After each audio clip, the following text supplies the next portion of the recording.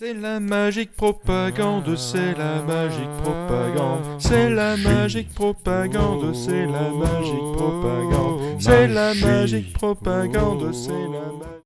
Salut à toutes, chers amis Propamage, nous voilà enfin sur la suite de vidéos qui visent à expliquer les règles de Magic Propagande. Alors, je vous ai concocté 3 vidéos de parcours du livre de règles. Une vidéo où on va parcourir le mode découverte, une vidéo où on va parcourir le mode aventure. Le mode aventure, c'est les extensions de Magic Propagande qui sont toutes dans la boîte de base. Et une vidéo aussi où on parcourt le mode découverte mais en prenant notre temps. Vous pourrez sur n'importe laquelle de ces vidéos poser des questions en commentaire. Et de fait, je répondrai, ça fera une petite FAQ dans les commentaires. Donc voilà, c'est 3 autres vidéos qui sont disponibles pour parcourir le livre de règles ensemble du jeu. Et dans cette vidéo aussi, à part vous prévenir que ces 3 vidéos existent, on va parcourir en grosse diagonale, en gros, on va faire une présentation rapide de Magic Propagande.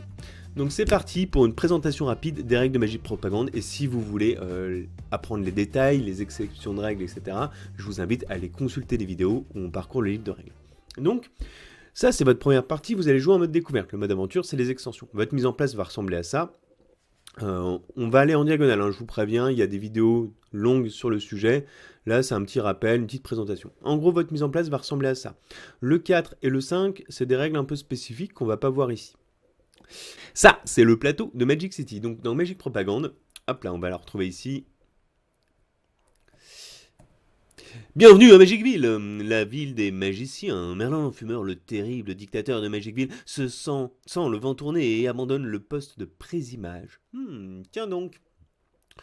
Vous êtes des propamages et vous allez tenter de prendre le pouvoir en usant de toutes les subtilités de la magie des propagandistes. Donc c'est un peu ça, l'histoire de Magic Propagande. Bienvenue dans un jeu de gestion de ressources, combinaison de cartes, évolutif, qui vous offrira une expérience différente à chaque partie. C'est d'autant plus vrai en mode aventure. Ça, c'est le mode aventure où le jeu va être modifié à chaque partie. En effet, Merlin l'Enfumeur ne prend pas sa retraite sans raison. L'instabilité de la cité peut s'avérer explosive et vous demandera un sang-froid et une capacité d'adaptation digne d'un grand propamage. Parce qu'en mode aventure, chaque modification du plateau de jeu va être représentatif d'un thème social, d'une lutte, d'une crise économique, de quelque chose de politique. Et ça ne sera pas les mêmes choses à chaque partie. Il y en a 8.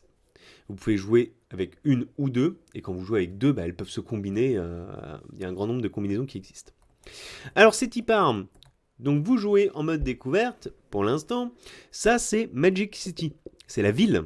Vous voyez, il y a 4 quartiers. À la base, pour les plus anciens d'entre vous, c'était un plateau rond. Et dans ce plateau rond, on se baladait dans une ville circulaire. Ici, c'est un plateau maintenant rectangulaire, mais on considère que le haut du plateau est connecté au bas du plateau.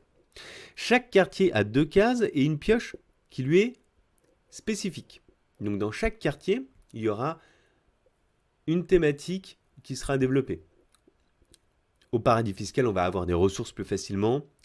À la technocité, on va avoir des cartes de support, de combinaison.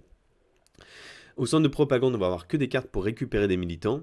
Et à la forêt des ouvriers, là où vivent les corrigans syndicalistes, on va avoir que des cartes agressives. Donc on a ces 4 thèmes qui sont là, et nous, on va vouloir se balader dans les différents quartiers de la cité pour récupérer des militants de couleurs différentes. Il y a des militants bleus, des militants marrons, des militants rouges et des militants verts.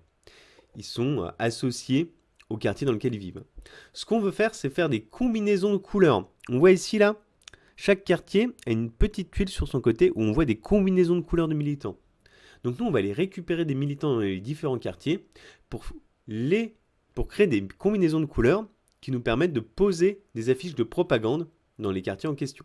Ces affiches de propagande vont avoir 2 effets qui se coulent. Elles vont nous permettre de piocher plus de cartes. Magic Propagande étant un jeu de gestion de main majoritairement, plus vous piochez, plus vous pouvez jouer de cartes.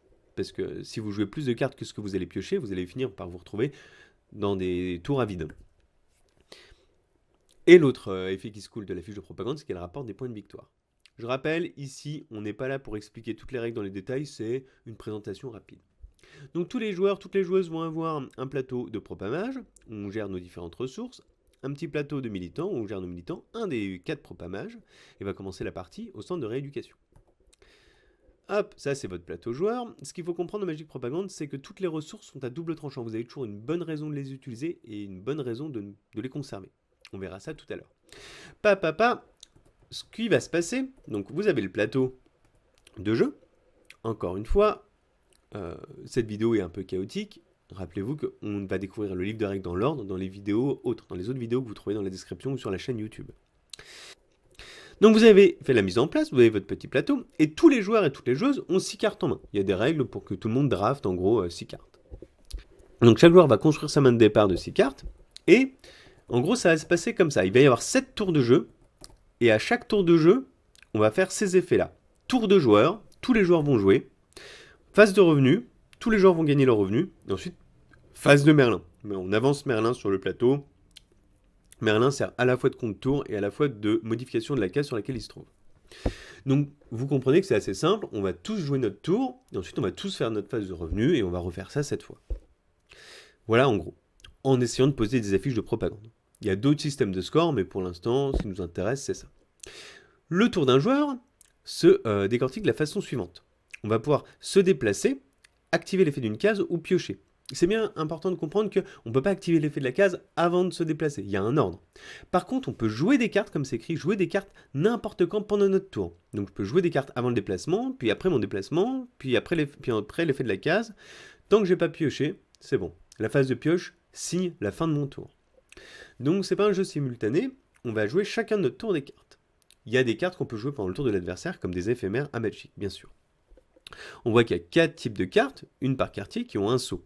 La particularité dans Magic Propagande, c'est qu'on va avoir 3 façons d'utiliser chaque carte de notre main. Donc on va avoir jusqu'à 6 cartes dans notre main. On peut l'utiliser comme une ressource. Là on voit qu'il y a un sceau. Donc certains effets nous demandent de sacrifier des sceaux, donc de sacrifier des cartes de notre main. Donc on peut utiliser les cartes comme des ressources. On peut les utiliser pour se déplacer. On voit qu'il y a une valeur de déplacement ici.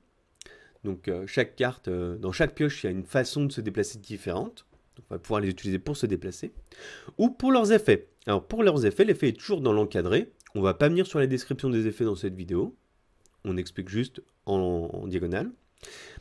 Mais quand on la joue pour son effet, ça a un coût. Ce coût-là n'est effectif que pour activer l'effet. Par exemple, là, celle-ci, je peux utiliser comme une ressource pour le nuage, monter de 1 pour me déplacer, ou payer une télé pour gagner 4 d'or et avoir un effet optionnel.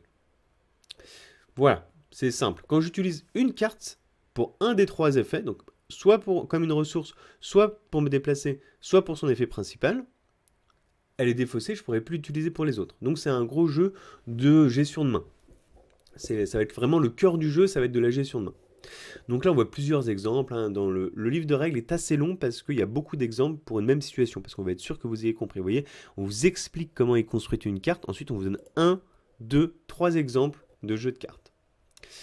Nous, on va pas voir ça tout de suite. Ça, c'est des cartes agressives. Les ressources, il faut savoir qu'il y a du bad buzz à Magic Propagande. Donc, c'est un jeu où l'interaction est compensatrice.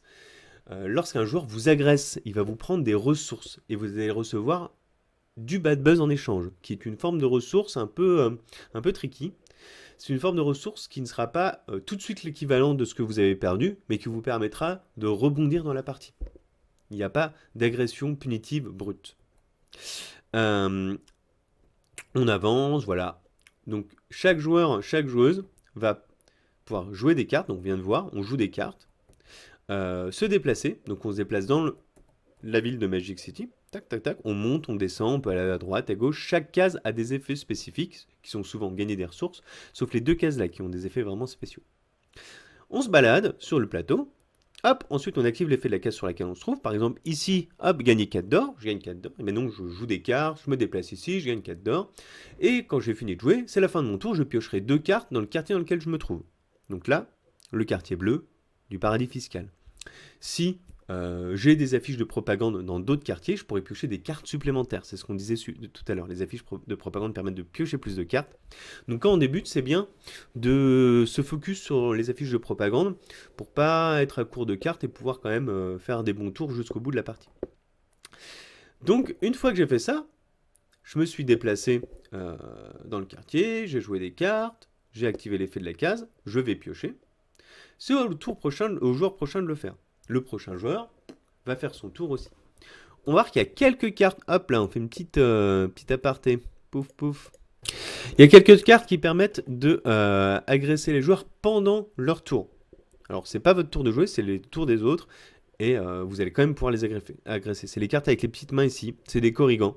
Là on a le Korrigan syndicaliste, le Korrigan républicain de sécurité, le Korrigan polémiste, et le Korrigan gilet jaune, qui sont des cartes qui permettent de jouer pendant le tour de l'adversaire.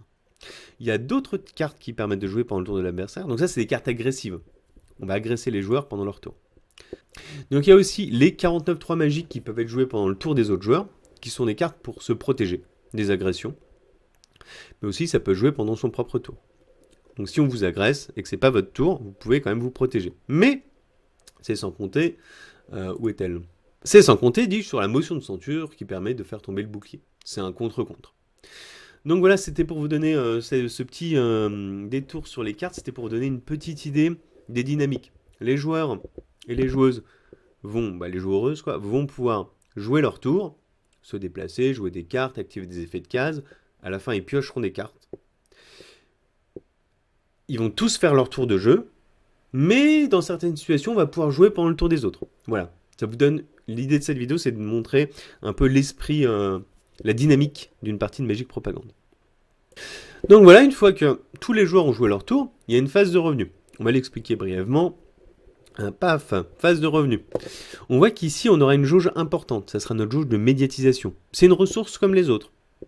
C'est-à-dire qu'on va avoir besoin d'en dépenser à des moments importants, notamment pour poser des affiches de propagande ou recruter des militants.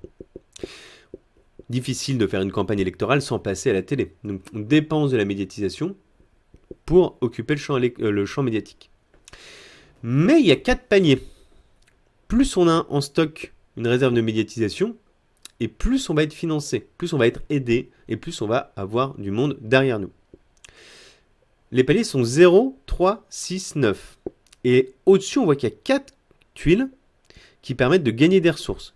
Des militants, de la médiatisation ou de l'or.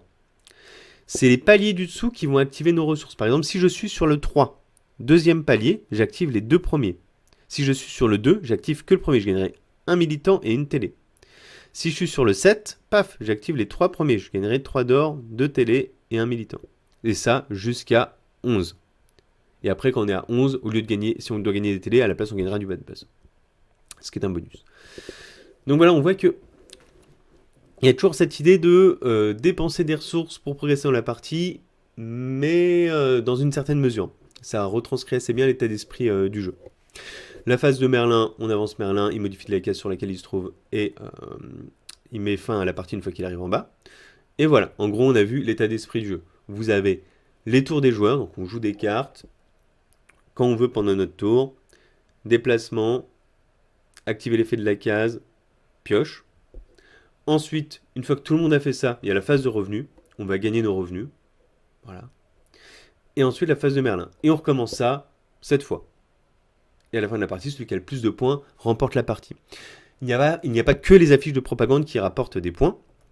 Il y a d'autres systèmes de score. C'est tous les trucs où on va avoir du laurier comme ça. Il y a un gros système de multiscore, en fait, il y a plusieurs façons d'aborder la campagne électorale dans Magic Propagande, et l'idée c'est de retrouver cette sensation très électorale justement, où on a un sondage en gros, où vous pouvez sentir qui est devant dans la partie, mais vous avez du mal à définir à quel point il est devant, et ça peut se retourner, etc. Donc créer un sentiment d'incertitude.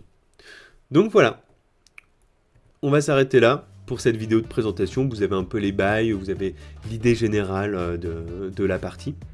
Je vous invite à vous amuser dans vos parties de Magic Propagande en explorant le jeu ainsi que le mode aventure par vous-même.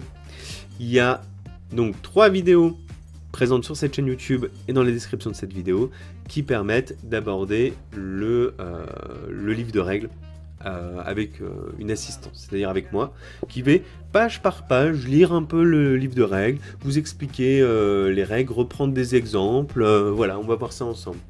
Normalement, la vidéo de 45 minutes est suffisante. Voilà, j'en ai fait une longue d'1h30 au cas où, voilà, on prend le temps. Mais voilà. Et pour le mode aventure, il y a également une vidéo qui sera chapitrée par différents modes aventure. Je vous fais des bisous et je vous dis à bientôt. Tchuss!